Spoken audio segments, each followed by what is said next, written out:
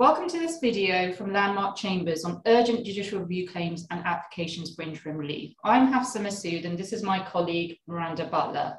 Miranda and I both specialise in public law. We regularly act in judicial reviews and we've both been involved in our fair share of urgent claims, including those terrifying out-of-hours applications.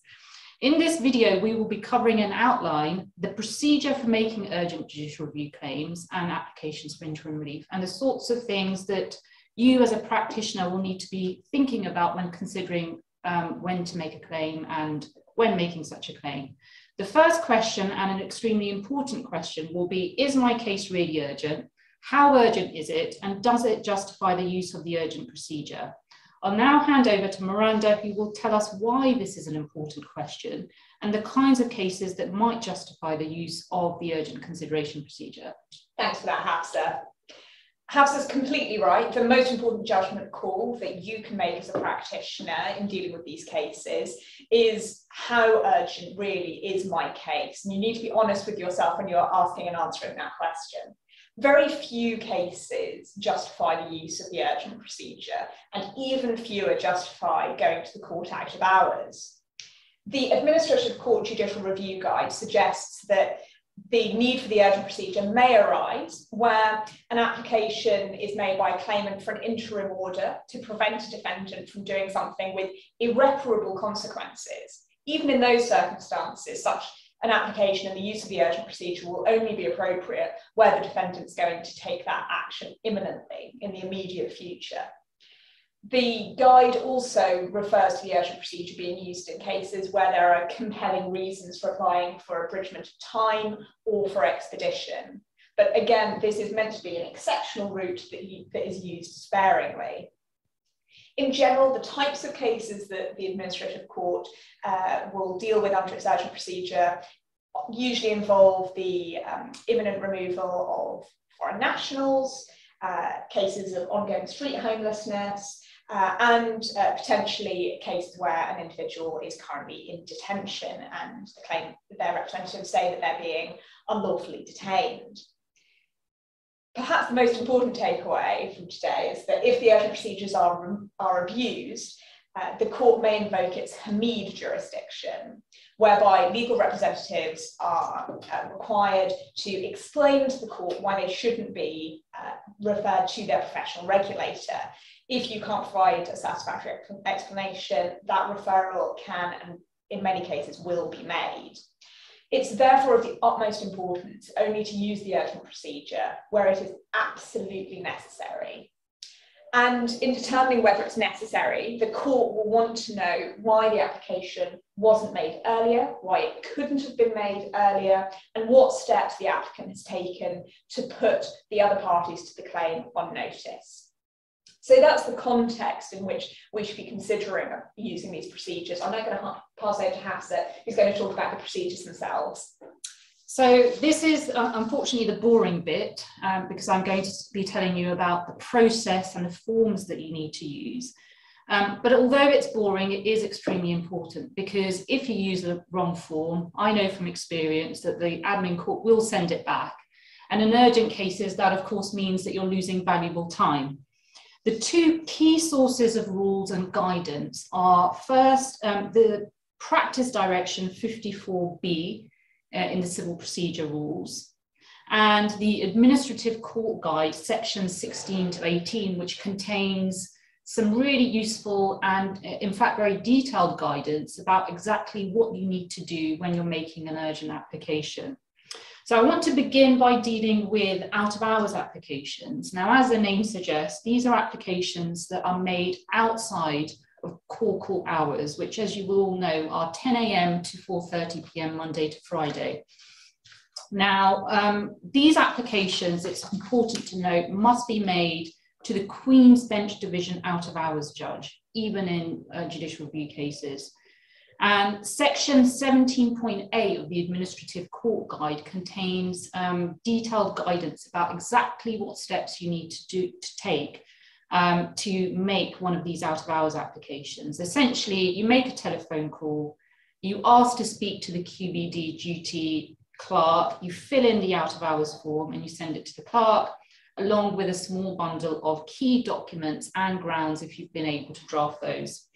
Now, the telephone number, the link to the out of hours form, and the email address to which you need to send the form are all helpfully set out in the admin court guide.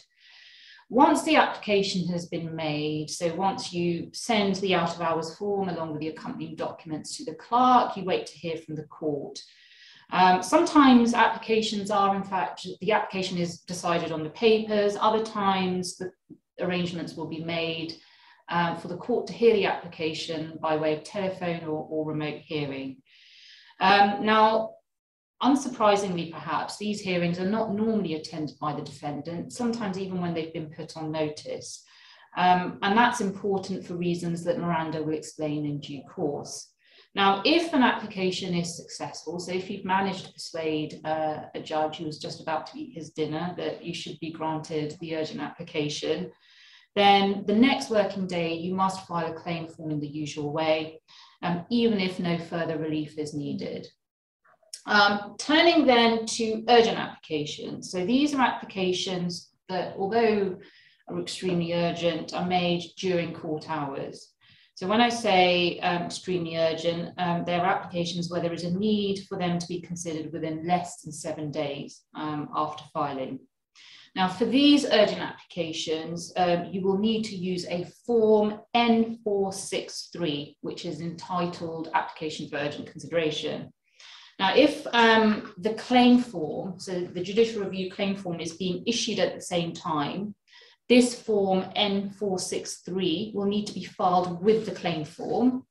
In exceptionally urgent cases where there's no time to issue the claim form, it may be filed with a form N244, which is the standard application notice. And of course, it will need to be accompanied by all the relevant documents that you need to send to the court in an indexed and paginated bundle.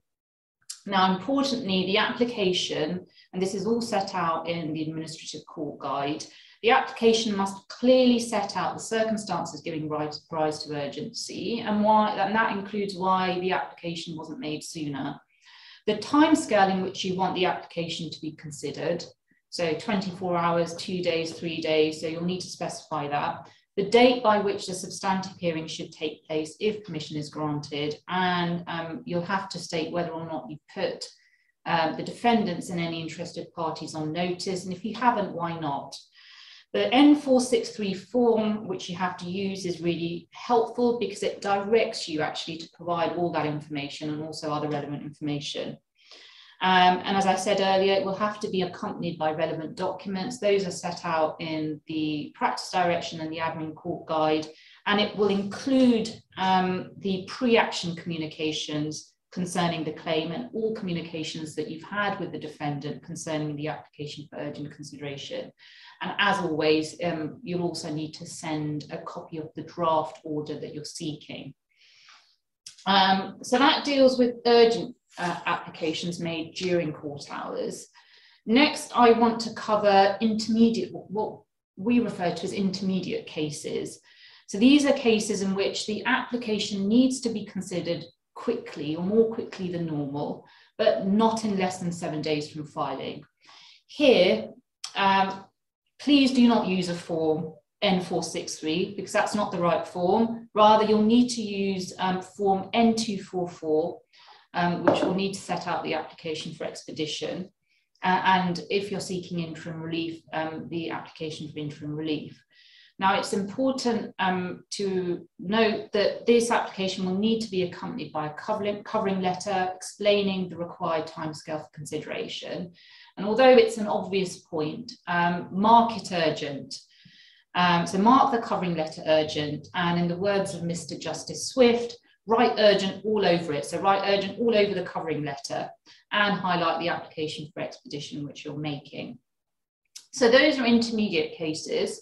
And before I pass hand back over to Miranda, I just want to make a couple of points about interim relief applications. Now, as you know, an application for interim relief can be made at any time. They're typically made when the claim form is issued. And if that's the case, the application can just be set out in, I think it's section 8 of the claim form, and the draft order enclosed in the normal way. Now, if it's absolutely necessary, you can make an application for interim relief before the claim form is issued, in which case use the standard application notice, the form N244. It's a very good idea if you are making the application before filing or issuing the claim form. It's a very good idea to give an undertaking that you will file the claim form and grounds of claim within a short period after making the urgent application for interim relief. And of course, where possible, the proposed defendant should be given notice. Now, what if you've issued the claim form and the need for urgent interim relief only arises after you've issued the claim form? Now, in this case, use an N244 to make the application and not an N463, even if the interim relief application needs to be considered extremely urgently, i.e. in less than 7 days. And it needs to be accompanied by a covering letter stating that it's urgent and also the timescale in which you want the court to consider it. Okay, that's the boring bit over. I'll pass back to Miranda, who will tell us about the duty of candour in this context. Thanks, Hafsah. I think this entire talk can be labelled boring but very important. So yes, I'm sure I don't need to remind practitioners watching about the existence of the duty of candour in judicial review proceedings, but for anyone who wants a short refresher, it binds all parties and requires them to place before the court all relevant information, whether that information supports or undermines your client's case. The duty of candour applies with particular force in applications for urgent consideration, including applications for expedition and particularly interim relief.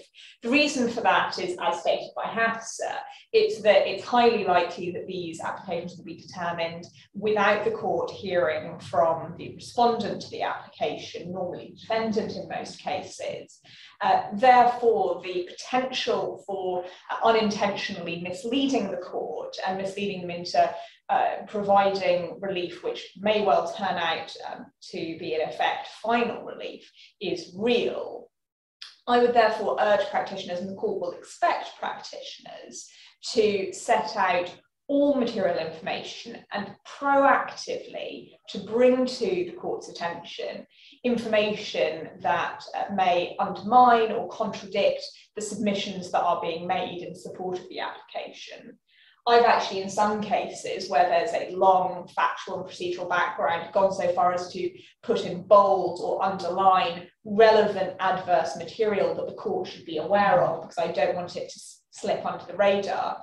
I've also been asked on more than one occasion in an out-of-hours hearing by a judge, what would the other side say if they were here? And I think that that's great advice to bear in mind when preparing and presenting these applications, to be in a good position to tell the court what the other side would say. The best way to do that is to make sure that when you're preparing these applications, you are putting and keeping the other side on notice so that any points they wish to make can be placed before the court by them, whether in writing or by way of oral submissions. So that's the duty of candour, which is of course particularly important in this context. I'm now going to pass back to Hafsah, who's going to talk to us about the modified American cyanamide test for interim relief. So the test for interim relief in judicial review is the American cyanamide test, which is applied subject to appropriate modifications for the public law context. So with the American cyanamide test, there are 2 stages. First, the claimant must show that there's a real prospect of succeeding at the substantive hearing. And if a real prospect exists, the issue then is whether or not the balance of convenience favours a grant of interim relief. Now, this will involve balancing the harm to the claimant if interim relief is not granted and the claim later succeeds, against the harm to the defendant, any affected third parties, and in the public law context, of course, the public interest, that would be caused if interim relief was granted and the claim later failed. Now, the strength of the public interest depends on all the circumstances, and there's a really useful passage in the Admin Court Guide at paragraph 16.6.2, which I would commend to you. And it's also reassuring that the court, certainly my experience, will carefully scrutinise the claimed harm to the public interest. So it won't simply take at face value the defendant's assertion that there is or will be harm to the public interest if interim relief is granted. Now, there will be cases where the grant of interim relief will amount to final relief. And what this means is that in practical terms, it will be decisive of the claim. Now, if that's the case, then the court may require the claimant to demonstrate a particularly strong case, and/or they might apply a more robust approach in assessing where the balance of convenience lies. So that's the test in outline for interim relief in judicial review claims. And I'll pass back to Miranda, who I think is going to say a few closing words. Thank you very much, Hafsah, and thank you everybody who's watched this video. Please do look out for more videos from Landmark Chambers in this series. If you have any questions in the meantime, please do contact our practice management team with questions for either of us.